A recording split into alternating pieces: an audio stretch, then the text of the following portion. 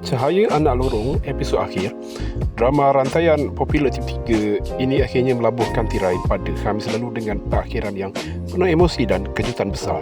Sepanjang 12 episod persiaran, penonton disajikan dengan teka-teki misteri pembunuhan Mok yang akhirnya terjawab dalam episod kemuncak ini. Secara luar jangkaan, Hakimi membuat pengakuan mengejutkan bahawa dialah dalang utama yang membunuh Mok. Namun, belum sempat konflik reda, plot twist mendebarkan berlaku apabila Kimi pula ditikam oleh seorang individu misteri.